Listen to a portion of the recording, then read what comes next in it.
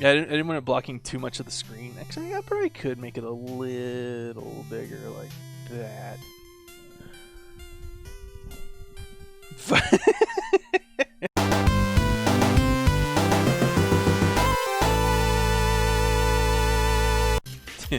I like how I call it attempted GameCube repair. So I don't know for a fact that this will work, and I'm pretty sure it won't break the thing. Apologies for it's a little messy. Here's my soundboard here. There's a lamp here so I can see what I'm doing. But this little table area is not very big. I'm gonna turn the tiger so he's side-eyeing the chat. He's judging me. You know, I love how when I post in the chat and then Jag's all like, "You should stream," and he doesn't even fucking show up. Let's see. 2 main reasons why I want to fix this thing. Well, I guess 3, because the main reason is because, well, it's fucking broken. But it's not fully broken. It'll still run, but it's getting a lot of disk read errors. The other 2 reasons why I want to fix it is because it's black and it's my favorite version of it, but also it has this digital out, which is a little rare. Newer models, they removed this digital out, and if I ever wanted to get any sort of like HDMI upscaler thing, like there's a couple out on the market now, but it has to be from this digital out thing. So if you don't have a GameCube that has this, you can't use those. But I mean, it's not bad. Like this port here is the normal one. It uses composite, but you can also get S-video cables for pretty cheap. But in the GameCube, it looks pretty damn good over S-video, so it's not the end of the world, but this is just like a personal preference for me. So, I mean, again, because I like the black one. So, it's having some disk read errors. Let me hook it up real quick. Demonstrate what's going on. Power it on. And watch, it'll probably work this time. Just because I'm like, hey, let me show you how it's broken. And that's just my luck. Oh, nope, there you go. So, there is a game in here, but it didn't load the game. It went to the main menu. And if I go up to gameplay, it doesn't think there's a disc. Also, I don't know if you can see it, but the open button is kind of broken. Yeah, I like playing with the camera here. I actually kind of like this setup. I think I did pretty good. So, it's not recognizing that there is a disc. So I kind of looked around, and there's multiple things that kind of lead to this. And first off, it's like, oh well, the motor may be going, but I've looked at it before. The motor spins just fine. It's not the motor. The other thing is, I think it's like a laser misalignment, and I don't think it's that because there's a different error that it says when the error's misaligned. So I'm thinking it's this third thing where basically I have to take this whole thing apart and adjust this little tiny power knob that kind of boosts the power, because these older consoles, guys, they weren't calibrated correctly or something. So I'm hoping that works. But if that doesn't work, I do have another GameCube over here with a working one, and I may just do a straight swap. But let's try and do the fix first, because, I mean, shit, if I can do the fix, then I got 2 working GameCubes, so that would be preferable. I have already removed all the screws, and I like how the picture of this this how-to, he has it upside down and pulls the GameCube off of it, but you don't even do that. Just slide the thing up. Look, there you go. Like, I've never seen plastics as easy to take off as this. It just slides right up. I will fix the eject button eventually. With this, I can actually kind of show you a little better what it's doing. In the guts of the GameCube, just to kind of show you what's going on, this little lever here is the reset. This is the power button. And then this back here is like a little lever that lets it know that the lid is closed. When both of these are pressed back, then it starts to load the disc. So, for testing purposes, all we gotta do is power it on. I'll go ahead and let it just boot to the menu. Go up to the gameplay box and then just hold these back. Disc spins. I don't know if you can catch the laser. Yeah, you can't really see the laser. Well, you can kind of see the laser moving. It's thinking real hard. Wait, is it actually going to load?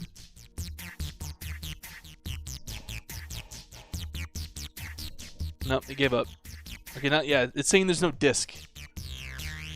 But so the weird thing is, like, sometimes if you just like pop it out, remove it, and then do it again, sometimes it'll find it. Like it's still not even 100% broken. That's why I'm kind of thinking it's the power issue, because maybe the laser's just not powerful enough to actually read the data on it. So yeah, a little quick demonstration about what's going on. Now let's start dismantling. This is going to be fun. This is going to be an adventure. I've never done this before. I'm also utilizing the, I got Hot Wheels World Race, because if I accidentally destroy a disc, this is probably the one I would be okay sacrificing. Front and back panels. All right. So these plastics actually are not even like screwed in. You just kind of pop it out. I think. Like tilt it. Okay. So there's a ribbon cable there. Let's see. Gently press down on the clips located. Just kind of just came out. Didn't have to press down on anything. Back panel removed. Carefully unclip the controller ports at the front. Oh, I guess I was supposed to do the back one first. Let's see. Okay, yeah, the back one's just straight up plastic, so we can set that aside. Front panel's down. You can see the ribbon cables where it reads the data from the controllers and the reset button. Use a Phillips screwdriver to remove the 2 screws. My handy dandy screwdriver set. That of course is missing the best Phillips head. Yeah, this will do fine. I've had this screwdriver set since like, shit, 2006 or so, or 2008. It's missing a couple of bits, but overall, it's a damn good screwdriver set. I would like to actually get a bigger one that has, you know, more bits, because it's modular and it's magnetic. Whoop. So I can do this. Real handy for working on PCs. I don't remember the brand name because I lost the plastic cover a long time ago. So like, there's also like a little thing where I guess if you can't carry the this part around with you, you can store a few bits in here. But I think I dropped it. There's like the end here is plastic, and I dropped it one day and it just fucking shattered. So carefully separate the gray outer casing. It's Jag from the control port on the circuit board. Carefully separate. There we go. Is that careful enough? Alright, plastics go up here. Let's move some cables out of the way. I kind of wish I had more room, but this is kind of an impromptu setup over here. And it's close to my computer, so I can easily stream. Gamecube is the best console. I don't say it's the best, but it's a pretty fucking amazing machine. Like, I love how dense this thing is. Like, they compacted everything. It's like they took a console and went and just, it's so compact. Like, it's an impressive console. I love the GameCube. It is actually more powerful than the PS2. Like, it has better graphics. I believe the processor's faster. I think the only problem is, you know, the smaller disc doesn't hold quite as much data as a full-size DVD. But other than that, it's a fantastic console. I love my GameCube. Optical drive assembly. The left side of the unit contains a cooling fan and its housing. Carefully remove the 2 screws attaching the cooling fan housing to the unit. Do not attach the red and black cooling fan wire from the main unit. I'm guessing it's, yeah. These 2 screws here. So I do kind of want to, it's weird because I'm streaming it now, but I'm basically going to make a highlight of it to post on YouTube also as kind of a, hey, here's how you fix a GameCube. And so can you. So let's take that off. Do not remove the red cable, which, I don't know why not. You can just pry it up in this little connector here. But I guess it's kind of an unnecessary step. You don't really need to. Remove the 4 Phillips screws remaining on the ground springs outlined in T. Oh. Carefully remove the ground springs from the main unit as shown in the second photograph. Oh. Well, these are tiny. Alright, well, actually, it's a good thing I got the pointy Phillips, because that's actually the screw that this head is actually designed for. Oh, these are long. Holy crap. These are long screws. Alright, so all this is just grounding to keep shit from shorting out. The optical drive is secured to a metal plate using Phillips number 2, yeah, whatever, just whatever Phillips you can find. Unscrew the 12 screws that are around the outer edge of the optical drive. Alright, you know what? If I'm going to do 12 screws, I got to find something else to put them in. Hey, that's good enough. Good thing they're not super tight. They don't fucking, like, impact drill those things down in there.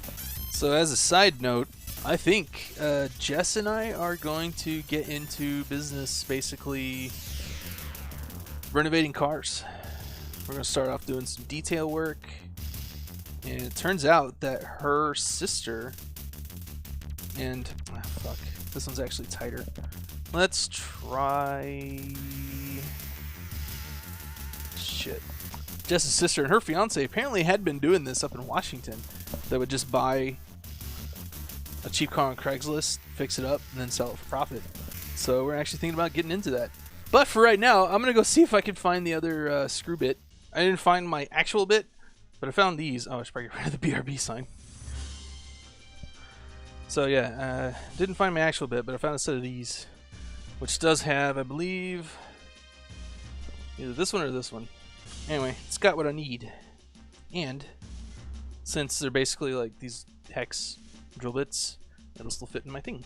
And I think, and the great thing is, like, I don't have to worry about the bit being magnetized. The magnet's actually in here, and the magnetization goes up through the bit, so it still should be magnetized. Yeah, not quite as strong because it hasn't been exposed to the magnet as much.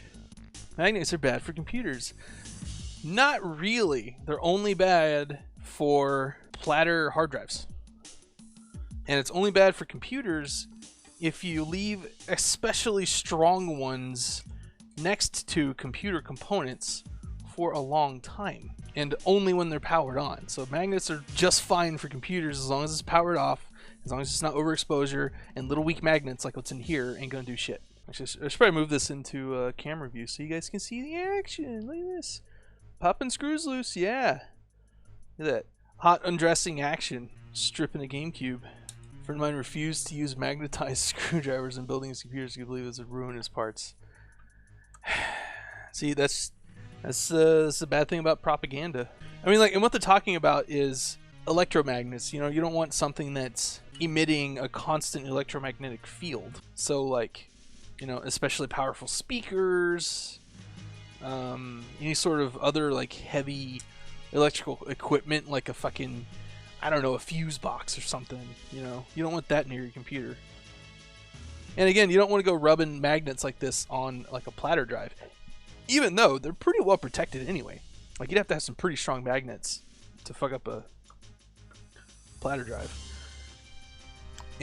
But I mean, even today, as we move more toward solid state drives, I mean, that's even less of a problem. It's more of like saying, you know, if you eat bacon, you'll have a heart attack and die. And it's like, you'd have to eat a lot of bacon. I mean, sure, if your diet consisted of nothing but bacon, sure, you'd die. But this fucking media thing keeps, like, sliding, changing views. And it's right in the corner of my eye, and I keep thinking it's a little message. Hang on. Right. Oh, I can't do this. Right there. That didn't work. I can't come in from the other side to point at stuff. I can only point at stuff in this direction, so like I can point at my no signal up there in the corner. Carefully separate the optical drive assembly from the rest of the Gamecube unit. Probably any day as long as you're streaming current trends. Well, true. It's like if my taste in gaming and streaming lined up with current trends, that would be great. But generally they don't. I just want to stream shit like Car Mechanic Simulator. Or I'll eventually get around to doing Final Fantasy 15. You know, good, like, what, 4 years now after it was released? Alright, it says carefully remove from the rest of the GameCube. Alright, what's it stuck on? Something here's grabbing. There it goes. Oh wow. Yeah, it just comes right off. So yeah, there's the that's actually a really big heat sink. I'm actually really surprised about that. All right, well, let's see. I don't think we need anything left with this, so I'm gonna move these so they don't fall back behind my. They'll just fall in front. Let's move this aside a little bit. Get some nice reflection in your eyes there in the camera. That's actually not good. Let's see if I can adjust a little bit. It's not so bad. Oh, fuck. Back. Yeah, fuck it. Whatever, it's not really hurting anything. Okay, optical drive assembly. At this point, your optical drive assembly should be separated from your Gamecube. Yep. Flip the optical drive assembly upside down. Okay. Flip. Remove the 6 Phillips #1 screws with the Phillips screwdriver. Once the screws are removed, gently lift and remove the metal plate. Be careful not to disturb the brown ribbon cable. Alright, I'm going to pull out the teeny tiny Phillips because these screws are fucking small. Is this going to be too small? Wait, is it too small or too big? Oh, maybe it is too. Let's go back to the one I was using. I guess it's good. Usually they only use 2 different bits of things, which is a good idea. You don't want to have too many tools to take things apart or put it together, because that increases manufacturing costs. And I just realized a slight mistake in this setup. If I show anything to the camera, it's going to be in shadow because the light's coming from over there. I do plan on streaming something similar to this when I want to do a soft mod. Not a soft mod. I guess it's a hardware mod. Hardware mod of the Atari 2600. Not the 2600, the 7800. Where it basically gives it composite out. So it doesn't. It only has RF out. But I do have a kit. I actually bought it years ago. I wanted to do a video of me actually doing it before I did it. Oh shit, now that I think about it, that's going to take soldering. I don't have any soldering equipment. Well, I'll get to that eventually. One bad thing about magnetic screw bits is that when something's really close to the side here, it keeps like wanting to hit the side. That's a little annoying. So I need to get some soldering equipment. If that's the case, I don't want to do it up here over like carpet and shit. So I have to figure out a stream setup somewhere downstairs or in the garage. Metal shielding coming off. One bad thing about not having much room to work with is I don't have anywhere to put anything. Sure, I'll just go to my left. So that's step 11. There's 10. Step 11. Remove the blue wire by gently pulling, which is this wire right here.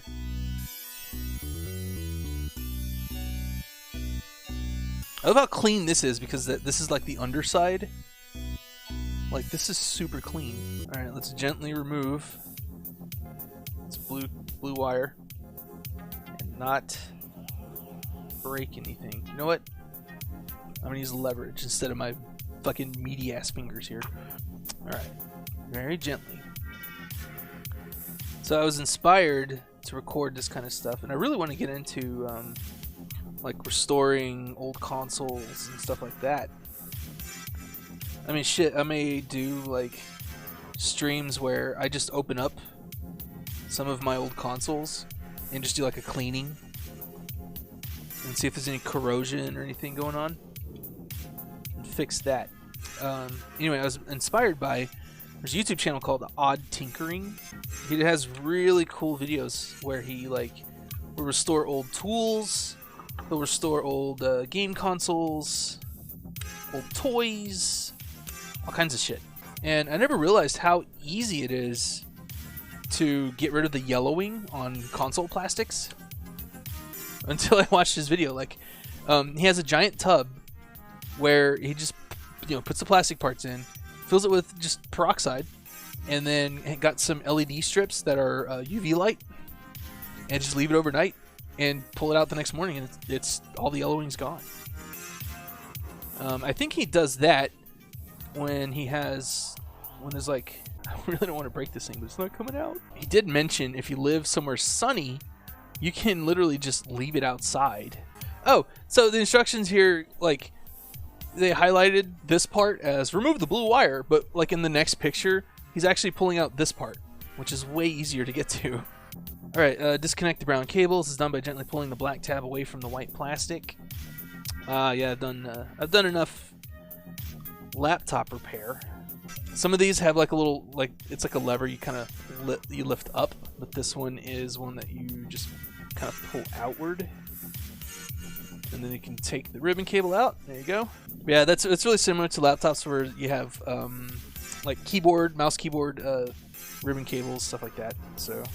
Shown in the third picture above, the 4 Phillips #1 screws connecting the circuit board to the optical drive assembly. So the thing is, like I've read these instructions to the end, and what it looks like it wants me to get to is this bit right here, but I can get to it. But so I'm not sure if it is that bit, but that's what it looked like. Anyway, I'll follow the instructions just so I don't get ahead of myself. I don't want to break anything. This is a very delicate surgical process. Switch Joy-Cons that use a pull mechanic instead of lever like laptops. Just found that the hard way. Oh no. Oh yeah, that's another kind of inspiration thing. I don't remember his channel name, but he's a guy who's like, I just bought 30 broken switches. Let's see how many I can fix, and he does that. Like I want to do that. Like that just looks like a lot of fun, you know. Plus, I mean, shit, make a profit. Because capitalism is good. I have opened up my Genesis before because the power switch will sometimes get dislodged from the part of the motherboard that actually moves. So that, like there's a plastic on the case that moves the switch that's connected to the motherboard. Somehow that got like dislodged. So I was sliding it and it wasn't doing anything. So that was one of the first like console repairs I did. Was I opened it up to see what the hell was going on and noticed that there's like a little tube that's supposed to pull down on the rod pointing up, and that's how they move together. Lucky for me, Nintendo replaced the Joy-Con for free, even though I broke it trying to self-repair it. That actually is surprising. Like if you ever have a Dell computer or something like that, do not ever tell them that you opened it up yourself. Unless, see, that works for me because you know, I work in IT, and I'm always calling on behalf of a company. If anyone ever asks, I am A+ certified. So I don't know. I think they may make an exception for that. If you actually do have an A+ certification and you are actually working on your own personal machine, they may actually give you some leeway there. But for the general public, do not. Just don't. I mean, shit. Don't buy Dell anyway, but that's another thing. I mean, I accept that, you know, the general public, they just want a working computer. They don't like building cars. Building cars, fuck. Brain got ahead of myself. They don't like building computers. But, I mean, just for me, building a computer is like a nerdy hot rod, you know? You have, you know, you go to a car nut and you're like, why don't you just buy a Prius? And it's like, oh, like, I guess I could buy a Prius if I don't want to ever do anything with the car. But I like working with the parts of the car. So they build the hot rods, they mod their machines and stuff like that. That's the way I see it with computers too. A friend of mine had their Wii die because I warned don't fuck with the system, turn it off when it's in the middle of saving, gaming, you'll break shit. I've done that tons of times, and well, not in the middle of saving. And whoops, it borderline bricked it. Well, I mean, we was having issues with dual layer discs like Brawl and Metroid Prime. Well, I mean, that is something they should repair for free. Warranty was just up, but basically they were like, just send it, we'll fix it for you. I don't know. I mean, it seems like it really is really easy to brick a Nintendo system because every fucking major update, it seems like, you know, don't save your game doing this or it'll brick your system or something like that. Remove the screws. Step 12, gently remove the circuit board. Large green square, no shit. Do not separate the red wire or the white ribbon cable connecting the circuit board to the metal plate. Yes, when a save is going on, but you're always like, when it's just going back to the title screen, there is no saving going on, but you're still paranoid of like, don't turn it off when it's loading. It's like loading and saving are two different things. I should say loading the actual game, not loading your save game. I've only lost one save because of like turning off during save, and it wasn't my fault. I'll tell you this right now. I was on like the last mission of the first Tony Hawk's Underground on PS2, and right when I went to manually save it, the fucking thing froze during the save, and I could not hit any button to get it to respond again. So I had to turn the console off to even do anything, and that killed the save. Luckily, it didn't kill the whole memory card, just the Tony Hawk save. But I had to start over, and I was right at the end of the game.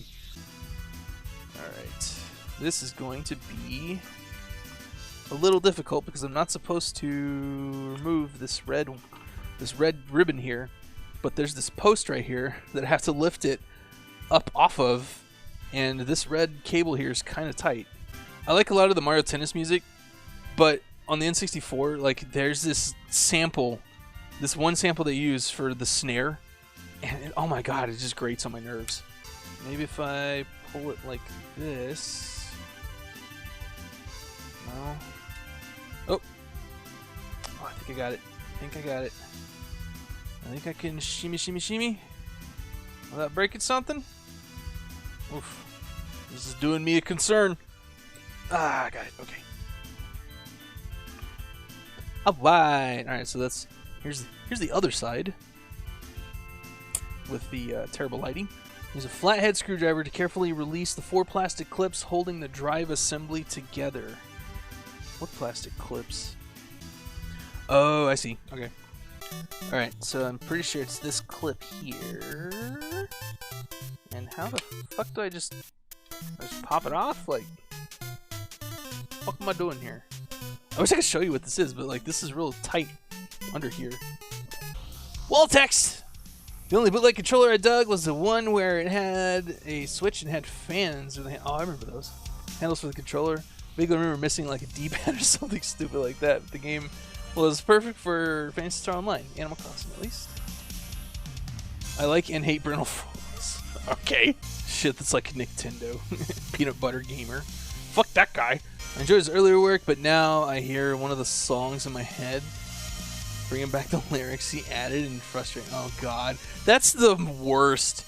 It's like I like OC Remix and stuff, but anytime someone tries to add lyrics and vocals and stuff, most of the time they're not very good vocalists.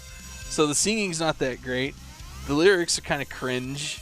Like, just make a good remix and just fucking. I'm gonna have to try and get this one first because this one's real tight. Like even when I pop it loose, it doesn't want to stay out. Maybe one of these bamboo toothpicks is strong enough. Because bamboo is a pretty sturdy metal. Jesus Christ, what's wrong with me? Bamboo is a pretty sturdy wood. Oh, damn it. Yeah, this toothpick ain't working out. Well, actually, you know what? Oop, I'm getting to the thicker parts.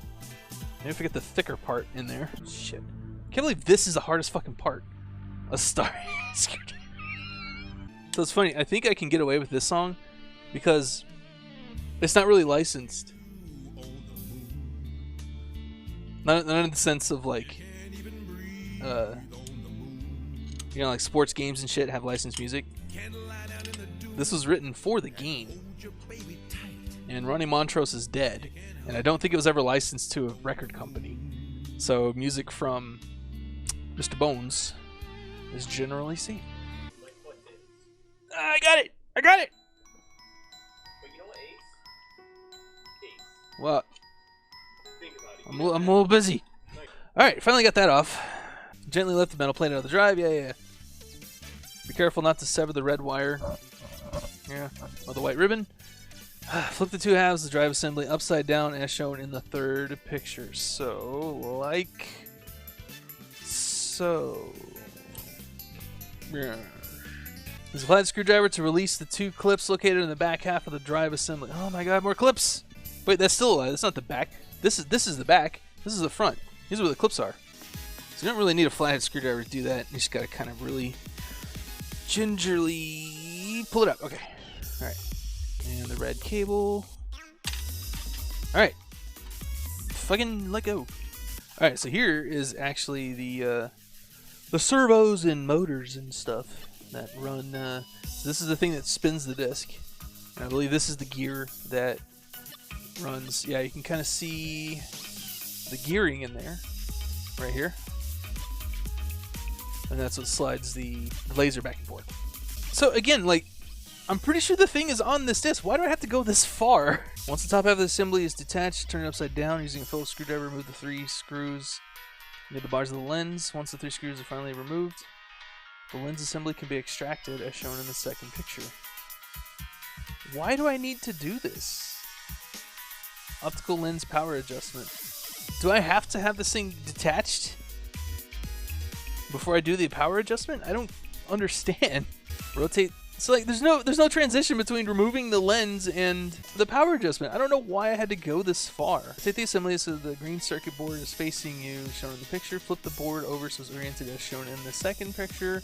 Using a Phillips screwdriver, turn the small knob very slightly counterclockwise, a few degrees. It's at most a quarter turn. And that's it. That's the last step. So the last step is basically turn this little knob here, but like I've had access to this knob far before all this. Like I don't know why I have to detach it. I mean, I guess maybe it's grounded and it's better to just detach it before I do it. Just following instructions here. How's it going, Kat? Hey Kevin, what's up? Check out my Gamecube. There's a part. Here's a part. Here's a part. Here's the drive assembly. You know, doing all right. Fucking Tiny Tank's a little underrated gem. It's a great soundtrack. Alright, once the top half, the drive assembly is detached, turn it upside down, use a Phillips screwdriver to carefully remove the 3 final screws located near the bars of the lens assembly. Bars of the... Ugh. Why? I mean, I guess it's good to know where this is and how to take this out in case I need to actually replace it later. I hope it doesn't come to that. What sucks is, to determine if this even works, I gotta say, put it all back together again, and then if it doesn't, I have to take it all back apart, down to here, to get the laser bit out. I may just say fuck it and just replace this whole drive assembly with the one in the other GameCube, if this fix does not work. And I should probably move it over here so you can see what the hell I'm doing, so I can see what the hell I'm doing. Oh man, I really don't want to take this out because, like, well, here you go. Here's the laser for a GameCube. Let's see. I kind of swabbed it earlier. I don't know where there's any like isopropyl alcohol to do a good thorough clean, but Q-tip is probably fine. So there's a guy on YouTube called Technology Connections. He talks about so much like random shit about technology. It's funny, he's like all his videos about technology that really no one uses anymore. But it's really fascinating, and he went over, there was an interesting video he did about DVD R versus R plus or something like that to see if there's any sort of difference, and for the most part, no. But he went over something that I never really realized is like the actual laser assembly. So every disc has a little bit of wobble, and there's a way that the laser can actually keep track of how it's wobbling. There's like a special track on every disc that is like a laser guide, and you notice like I can kind of push on it, and I don't know how easy it is to see, but it kind of goes down, and so it actually has kind of this upward, basically uses like a really weak electromagnetic thing to move the laser bit back and forth and up and down. So like a PS1, yeah, there's copy protection. I watched that video too, dude. His video on that automatic toaster. I want one of those toasters. That's actually pretty fucking cool. I don't know why they don't do that anymore. All right, well, let's go back to this piece that I've had for a while now. All right, using a tiny Phillips screwdriver. All right, so it said orient it so that it is blue thing down this way. Watch with my luck. I'm gonna like move it a tiny bit, and it's gonna like fucking fry the thing. Because supposedly this is supposed to amp up the power a little bit. Wow, this Phillips is actually too small. Let it settle in.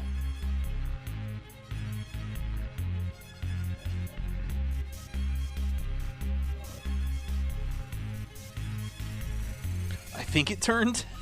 Okay, yeah, it did turn. I want to put it back a little bit because it said like a tiny adjustment.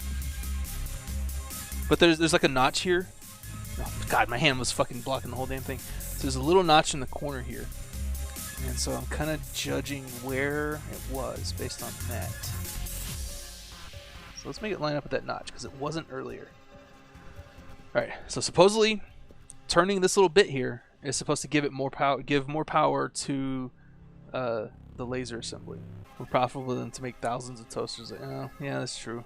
Well, it's not even like the fact that it dies. It's just the mechanism around it. Like it has this thing where you put in a slice of toast, it hits a little lever, and it automatically starts lowering the toast into the thing. And instead of an abrupt and it pops up, it actually slowly brings it back up. And it does this because it has like a little heat sensor that's like the most primitive thing, but it uses it based on the heat of the toast. So if you set it to one setting, you get toast that's that hot every time because it bases it on the heat of the actual toast itself.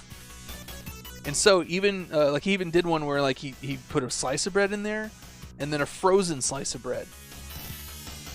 And both of them came up and had the exact same toast level at the same time because, you know, the toaster's there heating it up, waiting for the toast itself to reach a certain temperature. I guess the one downside is the outside of it gets really hot, but that can be done. Like, we have really good insulation stuff nowadays, so that's really not even that much of a problem. Anyway, yeah, I liked his percolator video too. Like, at that point, like, the way he described how percolator works, like, how can people like that kind of coffee? Like, I'm sure the only reason it even turns brown is because it's burnt. I wonder if that's why people complain about Starbucks coffee. Maybe they use percolators. Because I always say that Starbucks coffee tastes burnt. Alright, cool. That rod just falls right out. That's good. How can people like coffee? Well, see, when grown-ups like to have a caffeinated drink, coffee's a really good one. Okay. Now hopefully I can put this shit back together. These Starbucks are what Tim Hortons used to. Leave a pot of coffee on a hot plate until it was empty. Yeah. That might be true. I don't know. You know, maybe it's because when I go to Starbucks, I just get, like, you know, a Frappuccino, something that's always super sweet and it's got flavor in it, so I don't notice it. Because that's what I go to Starbucks for. If I just want a cup of coffee, I'll just make a cup of coffee at home. You know? It's one of those things that I hate about, like, all these comedians, because it was such a fucking an easy joke to do, and it's like, you know, oh, I'm the grizzled, angry comedian, I just want to rant, and it's like, I hate standing in line with a guy in a cup of coffee, it takes 10 minutes to order, because it's like, oh, I want, you know, 2 shots of milk and all this other stuff in it, and it's like, what if I just want coffee-flavored coffee? Then I'm like, don't go to Starbucks. If that's all you want, go to fucking McDonald's and get a cup. Like, don't complain about Starbucks when all you want is something that Starbucks isn't really even known for. It's like going to McDonald's and going to be like, what if I just want a regular hamburger? It's like, well, then fucking make it at home. Just start a stand-up thing where I just rant about stupid other rants that other comedians do. Oh, yeah, see, don't go to the drive-thru if you have a huge order. That's fucking stupid. I fucking hated that when I worked at McDonald's. Is this where these screws came from? Is that all that's holding this metal bar in? Is the edge of the screw?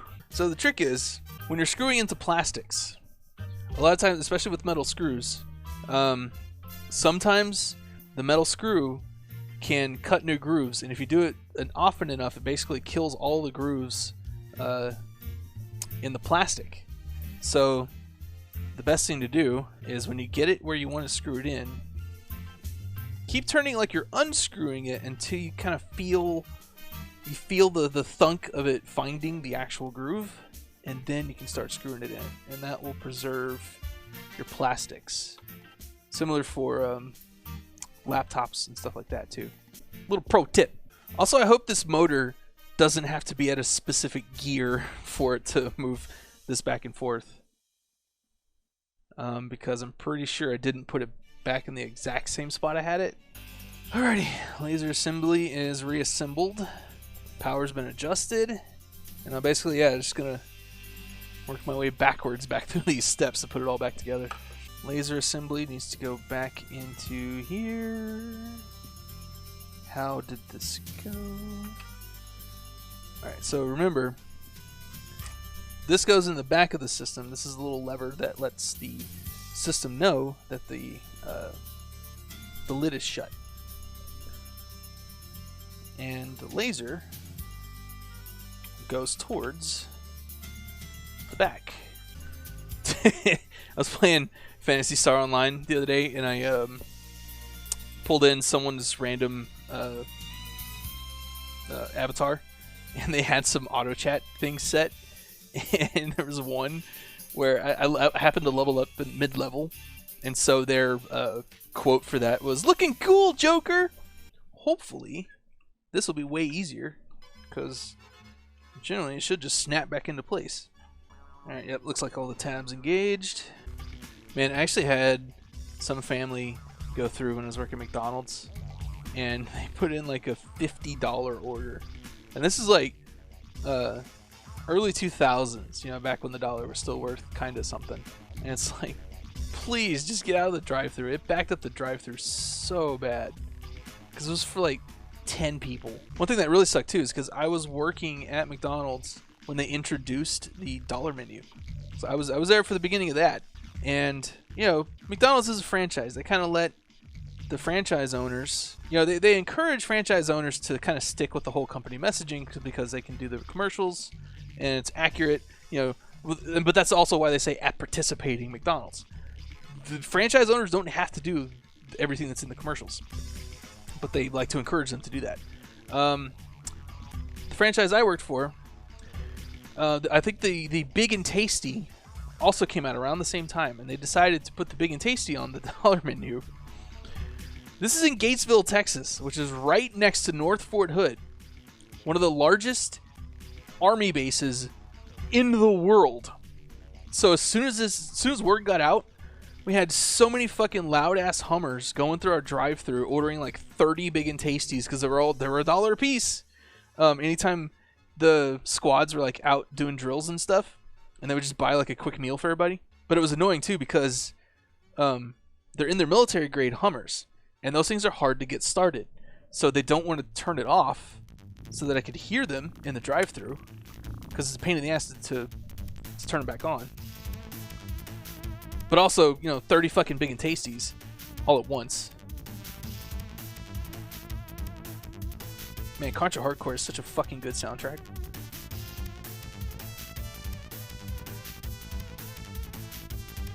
I really hope this works. Making sure they're snug, but not too tight. Alright, reconnect this little blue bit. Alright, so now it can tell whether or not the lid's closed. Alright, now for this other metal bit. RF shield around it. Let's see. The screws should line up with... Is that right? It looks right. Okay, yeah, there's a hole here where the little data port goes. It's always kind of the hard part, is like my mind keeping track of all these little ass screws, because each part has different screws. So like Odd Tinkering has this cool thing where it has like this cool ice tray looking thing, which I guess I could just use an ice tray, but he'll put like each different screw in each bit of the ice tray, especially if you have kind of like an order of where you put them, because then you can just reverse that order when you put your stuff back together. Alright, I think if this doesn't work, I'm not going to go through this again. I'll just stream some other time, and I'll try and have a better setup with light like coming from this way, so I'm not backlit. And hopefully it does work and I don't have to do this again, but just kind of a reference for next time. I need to try and play Sonic Adventure 2 on the other GameCube and see if maybe like that was kind of a precursor to this disk read error, and see if it even works. Or hell, I guess I could try it after this fix and see if we still get crashes at that same spot.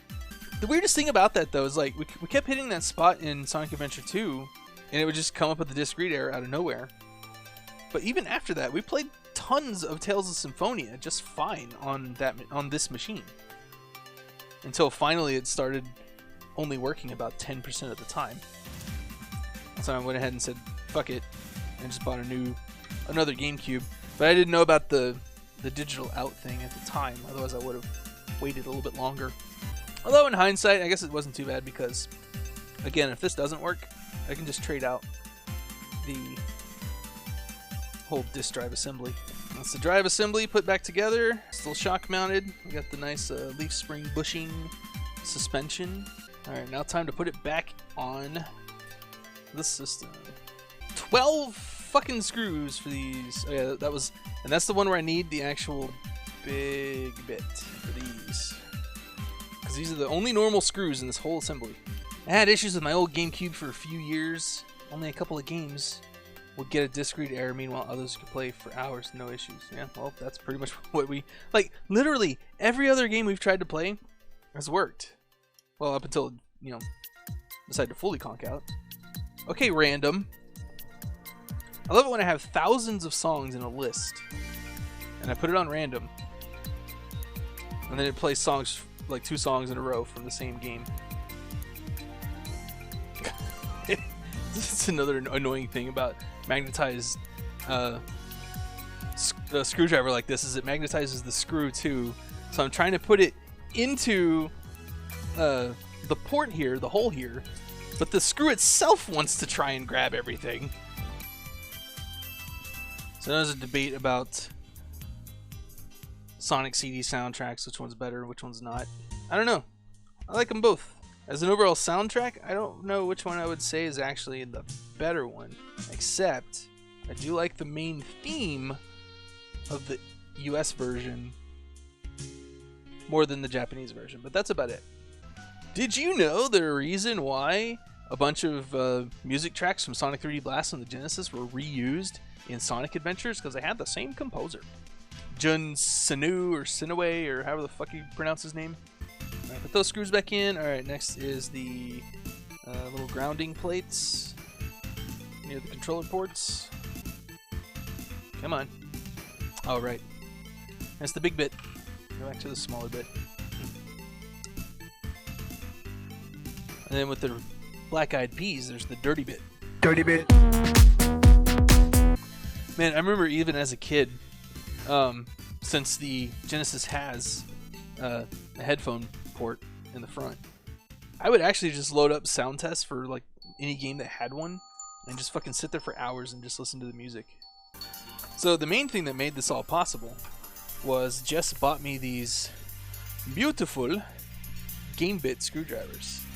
They have, well, I guess it's not going to focus, but it's that weird star bit. How's it getting dark already? Well, I mean, I have like the curtains pulled and the blinds done on the window over there. So, and I think the sun's on like the other side of the house. So this room is technically in the shadow already. So that's why.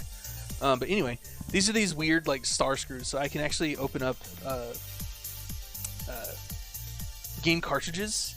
The Genesis, the SNES, and the NES 3 screws use this bit, I think. GameCube uses this bit. I think the SNES and other things use the larger one too, but now I can get into them.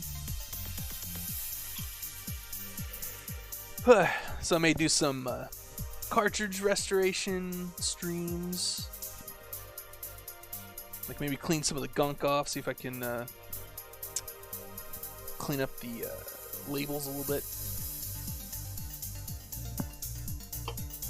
I don't know. I'm kind of enjoying this kind of thing. I like working with my hands. It actually looked kind of cool. Man, Chase sent me a video of this guy ranting about guns and stuff because he was playing. Hello, JD Advanced. I am actually on the tail end of a GameCube repair. Anyway, let me finish my story real quick. This guy's playing some weird modded version of Fallout New Vegas that has like a multiplayer thing. But anyway, I guess they have a mod or something that has real world guns. And this guy used to be in the military. So he's like gushing about all the guns and stuff. And it was a pretty funny video. My point is, it made me want to start playing Fallout New Vegas again. Which I may stream sometime. God, 2005 when I was 6. God, I feel old. I was 20 in 2005. I always elicit that kind of response. Whippersnapper! It's cool. So my sister-in-law was 13 years younger than my wife. And so I was hanging out with her because she was like, so my wife and I got married when we were like 20. Well, almost 21. We got married in 2006. At that time, her sister was like 8. So I was hanging out with her one day, and we were watching Tiny Toons, or no, we were watching Animaniacs. And she saw the title screen. She's like, I didn't know that was Steven Spielberg. And I was like, yeah, he also did Tiny Toons. And she goes, what's Tiny Toons? And then, like, you know that gif of from Metal Gear Solid 4 of Snake just suddenly aging? That's where I felt that. Alright, well, that's everything but the top. But that's all I need to test it right now. So keep your eye on the no signal up here, because that's driving right to my capture card. Controller 1, power. Alright, so all this is pretty much a basic setup. I'm going to go ahead and power it on. We get a response. There we go, loading up the main menu. Let's go ahead and move it up to gameplay. And if you hold these little levers up here, that signifies that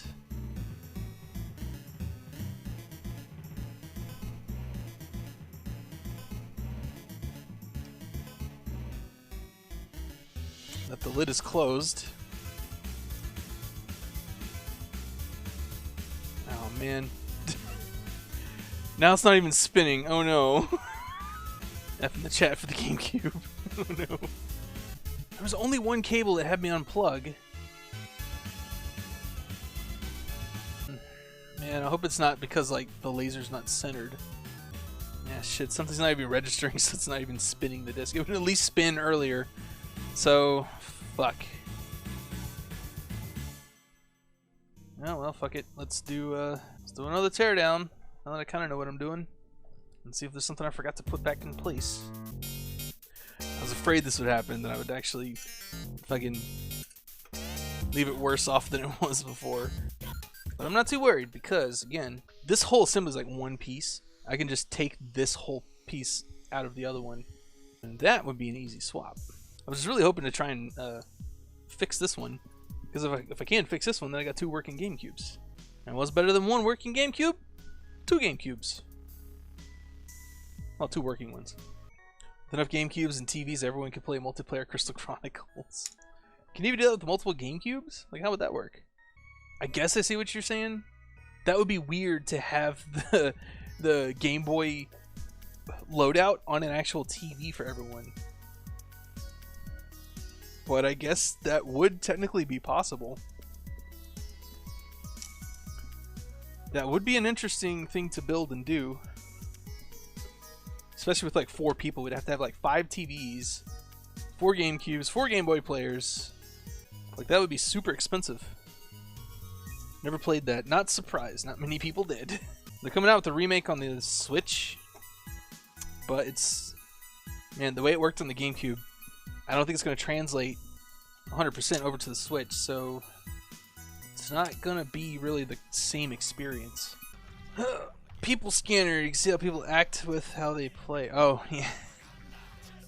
How to judge your friends. Like the true... Like the meme of like, you know, the blue shell. It's like, this ended so many friendships. And it's like, nah, man. Playing Crystal Chronicles. That will end some friendships. Yeah, I don't get it, because the only thing I disconnected was this little cable that goes to the levers that tell the GameCube that the lid is closed. I think that was everything. Should pop right off. Yep, there we go. Ah, I did forget the brown cable here. That's what I forgot. That's why it doesn't think there's a disc, because it can't fucking tell the GameCube, hey, there's a disc here. I knew it was probably something fucking stupid. But again, so I don't know why I had to go that far when the thing I need to turn's right here. I could have just stopped right here and just turned to that. I don't know why the instructions go as far as to like take this out, take all the fucking laser assembly apart. Like, what the hell? Will it work? I don't know. About to find out. Chase had a pretty cool idea, and I want to do it, so I'm not going to spoil it. So I don't know why I brought it up. But there it is. Alright, so it goes this way. So there's like the data port here. which I think is what that ribbon cable goes to, which goes to a port right here.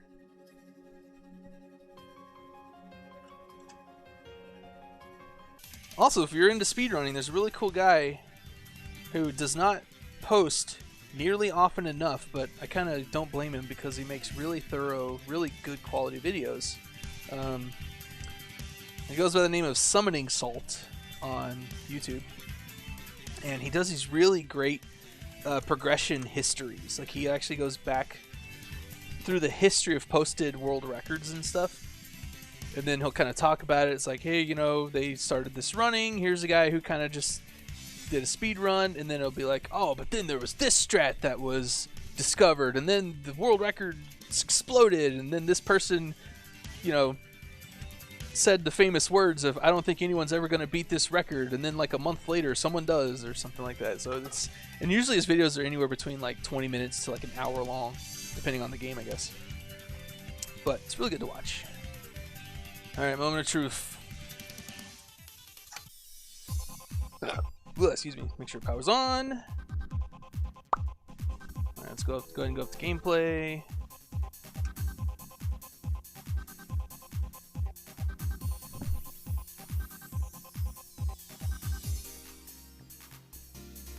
Hey, it loaded! Loaded first time, but okay.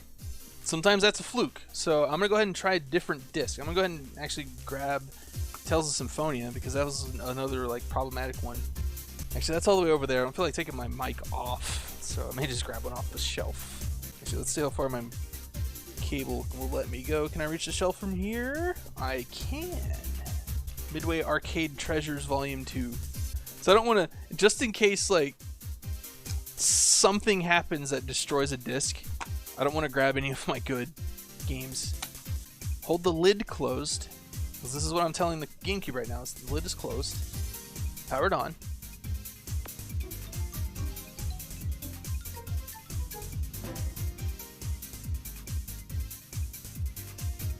Loaded first time.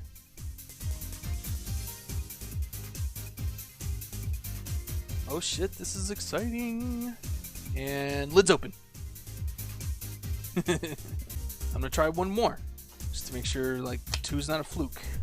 Let's do Second Sight from Free Radical Design. Alright, one more test. Powered on.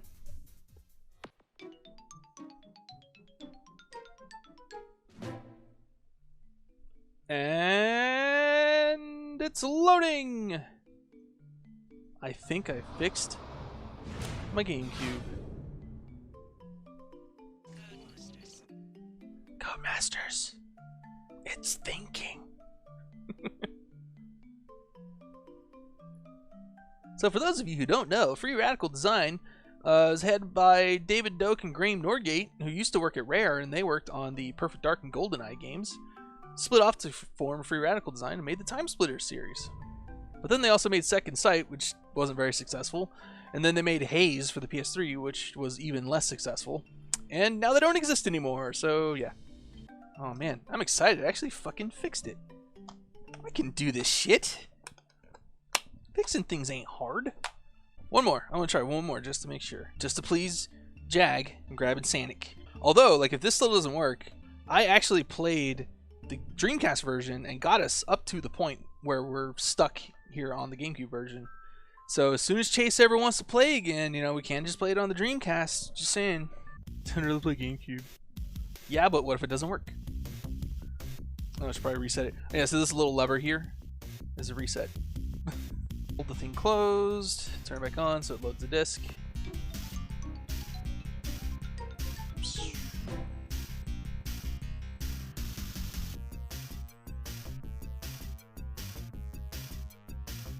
No memory card. Insert a memory card? Whoa, Sonic. Chill. I don't want a memory card right now. So I don't know what it is. Like, spinning this particular disc, it sounds different.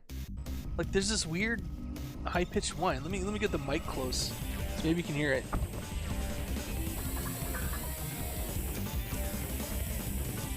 I don't know if you can hear it over the fucking loud-ass Sonic intro. Man, is there something up with this disc? I'm gonna try another disc, just make sure it wasn't making that sound and I just didn't notice. Yeah, it's not quite as loud. It's not nearly as loud. What the fuck is up with that? Well, anyway, I mean, we just put in like 4 different discs and they all loaded straight away. So the disc cover's open. No shit. I'm actually pretty happy with the results. So before I put it all back together, the top cover, the eject button, is a little messed up. So I'm gonna take a look at that and see if I can fix that. I know it's probably gonna be a little difficult to see, but the eject button here, you can kind of see like I just released it. It's supposed to have a spring that pushes it all the way back out, but it's not going all the way. So I don't know what the fuck's going on with that. So it is part of this mechanism here, this screw here. I don't know if the spring up here is loose, or if I can just loosen up these screws maybe.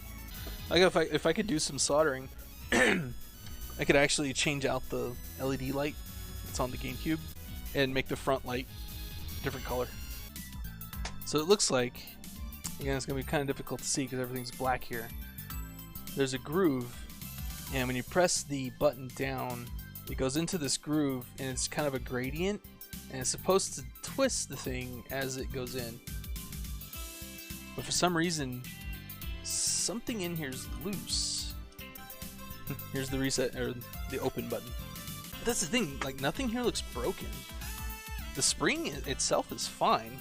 I don't know, maybe taking it apart and putting it back together will just kind of tighten things.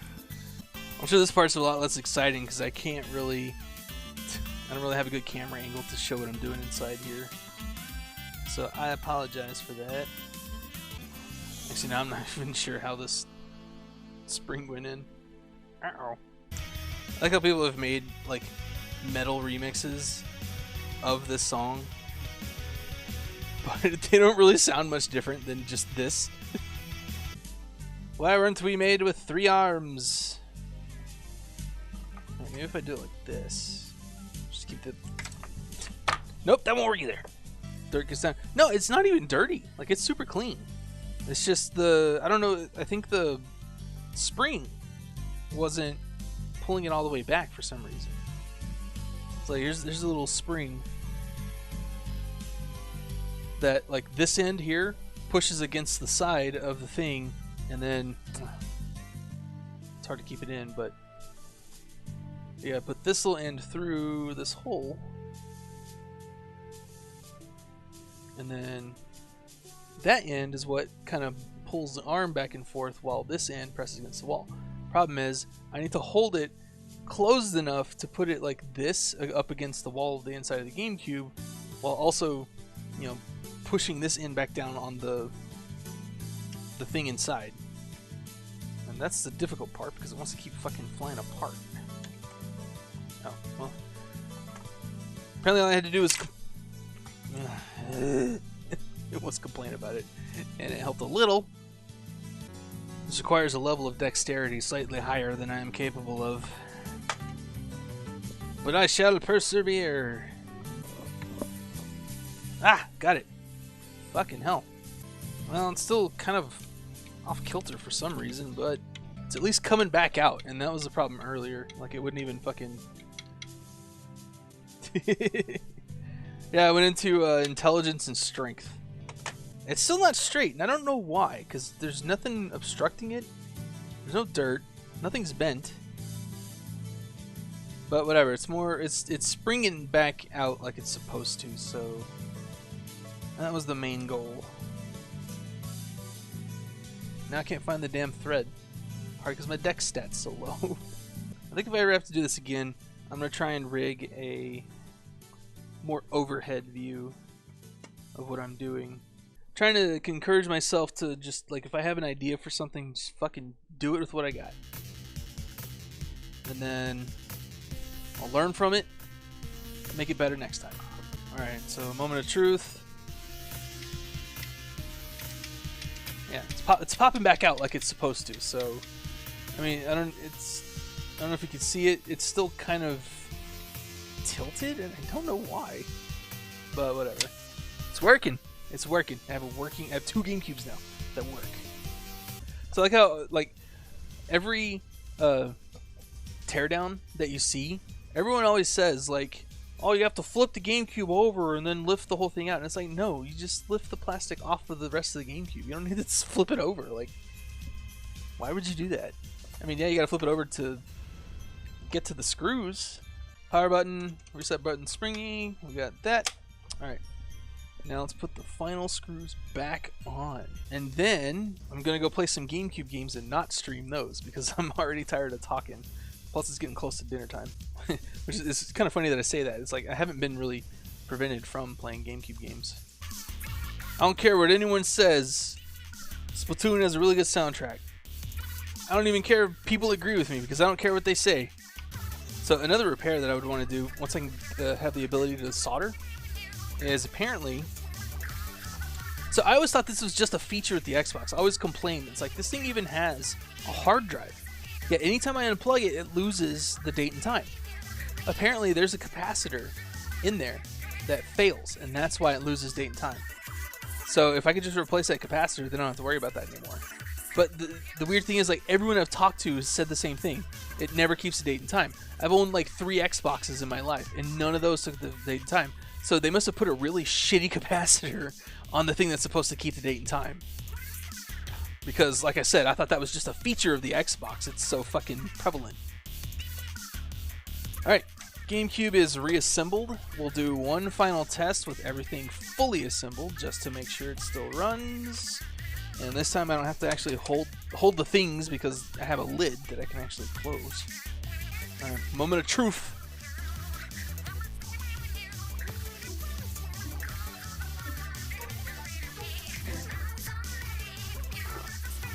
Oh no, don't fucking...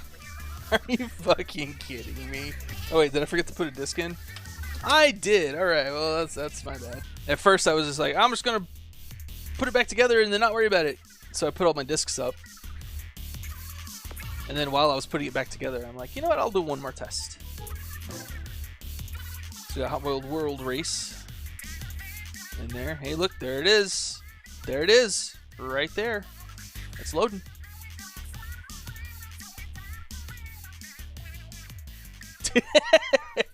I fixed my GameCube. This is fucking cool. And you guys saw it. You guys were here for this momentous occasion. Alright, well, that was all I had planned for today. So appreciate everybody stopping by.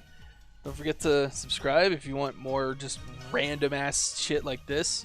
I mostly play games, but sometimes I'll do stuff like this. So I'm trying to save VODs, so if you want to know what we do, just go look at my VODs. Should be a link to my YouTube channel down in the description, down here somewhere. One of these spots. I don't really know where. Appreciate everybody stopping by. I never really have any good, profound closing statements or anything, so I'm just gonna stop the stream. Bye.